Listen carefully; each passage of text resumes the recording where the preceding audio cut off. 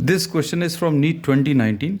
The statement of the problem says body A of mass 4m moving with a speed u collides with another body B of mass 2m at rest.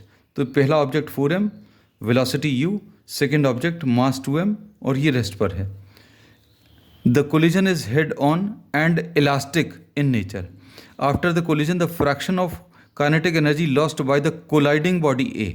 हम लोगों को collision के बाद loss of kinetic energy in A, ये आपको बताना है. तो ये सिचुएशन अभी हम लोगों ने इसकी इस डायग्राम में पहले से ड्रॉ करके रखी है. 4m u velocity, 2m rest पर है. तो अब इसको अभी हम लोग कैसा लिख सकते हैं?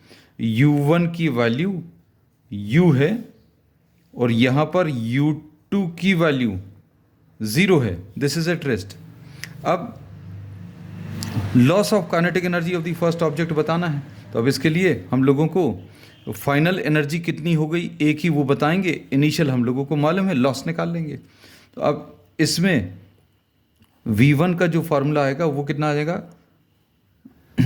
U1 into M1 minus M2 upon M1 plus M2 plus 2M2 U2 upon M1 plus M2. अब सेकेंड ऑब्जेक्ट रेस्ट पर है इसलिए ये वाला टर्म नहीं आएगा. अब इसको अगर आप सॉल्व करोगे तो ये कितना आ जाएगा? U1 की वैल्यू u है, फिर M1 की वैल्यू 4m है और M2 की वैल्यू सेकेंड मास 2m है अपॉन 4m प्लस 2m. तो V1 की value u into 2m bye 6m आएगा और इसको u बाय 3 लिख सकते हैं. तो अब initial kinetic energy of A कितना है? Half 4m into u square.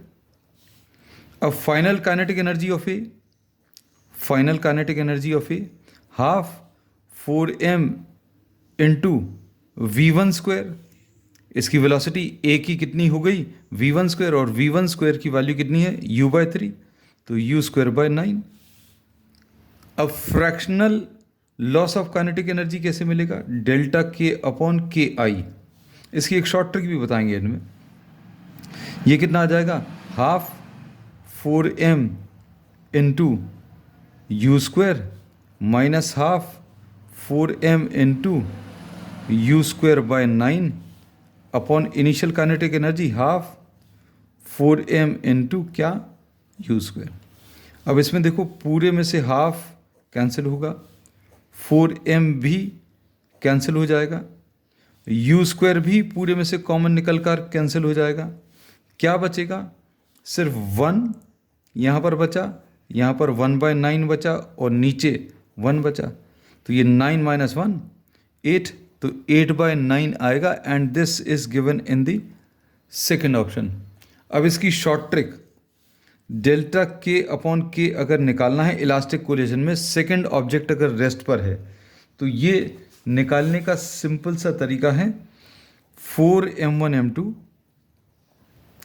Upon m1 plus m2 का होल स्क्वायर. ये डायरेक्टली एज ए रिजल्ट याद रख सकते हैं. 4 इंटू 4m इंटू 2m, पहले ऑब्जेक्ट का मास 4m, दूसरे का 2m upon 4m plus 2m का होल स्क्वायर.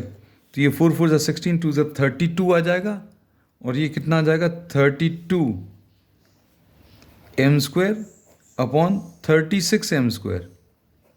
तो ये कितना? 8/9 आएगा. You get the same answer but in very short time. So this is the second option.